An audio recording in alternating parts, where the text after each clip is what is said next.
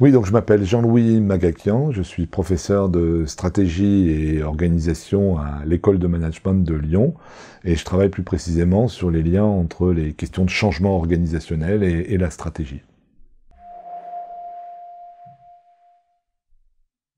C'est justement une question centrale dans ce qu'on est en train de travailler à l'école de management, c'est aussi cette question de comment l'activité organisationnelle se configure.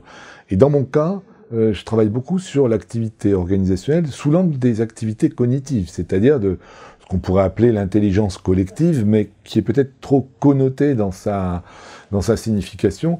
Comment, en gros, on pense dans une organisation, sachant qu'il y a plusieurs cerveaux qui se trouvent en présence, mais ces cerveaux ne communiquent ensemble finalement que sous une forme de langage.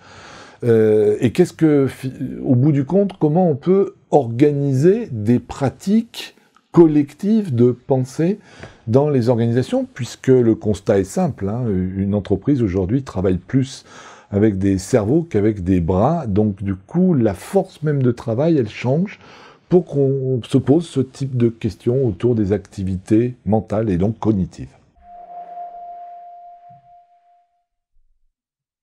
Là aussi, c'est un élément qui est très important.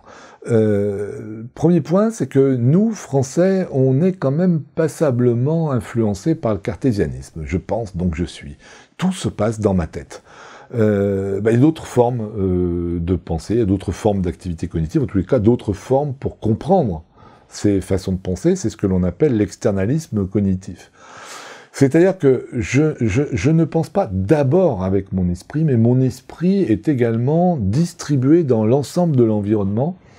Et les objets qui sont présents, là, le contexte, la situation, le fait même de votre présence, le fait même que on utilise certains mots ou certains objets plutôt que d'autres, influencent les pratiques de pensée. Bien évidemment, c'est ce qui va toucher directement les questions de changement organisationnel avec l'intrusion des technologies digitales qui vont provoquer d'autres types de pratiques de pensée et on va quitter quelque part, je dirais, les pensées causalistes, c'est-à-dire si je fais ça, alors il va se passer ça. Ou des pratiques plus probabilistes. Je vais essayer de viser les bonnes probabilités d'action potentielle pour en arriver à de nouvelles formes de pensée qu'on pourrait appeler algorithmiques, c'est-à-dire la machine va commencer à traiter un certain nombre d'informations et va me donner une forme d'information finalisée, peut-être visuelle ou auditive, et je dois travailler avec finalement une moitié de messages déjà pré-pensés pour pouvoir décider de mes propres actions. Donc on est dans une ouverture complète par rapport à des nouveaux environnements et donc de nouvelles pratiques collectives.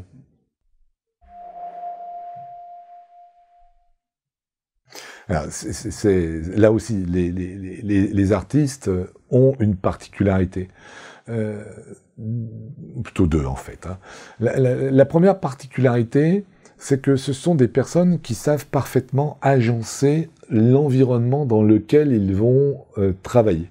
Il n'y a rien de plus fabuleux qu'un atelier d'artiste parce que tout est parfaitement bien réglé, même si c'est un fouillis.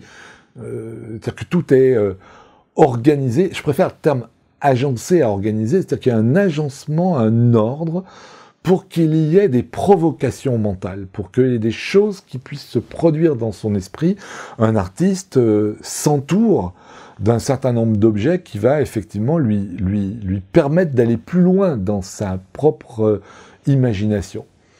Et puis le deuxième point que sait parfaitement maîtriser l'artiste, en tout cas certains, c'est la capacité à recadrer son espace mental. Alors, je le dis comme ça, mais espace mental, c'est sûrement une hérésie pour des psychologues, mais sa niche cognitive, ce qu'on appelle une niche cognitive, c'est-à-dire qu'ils sont dans cette capacité à totalement reconfigurer leur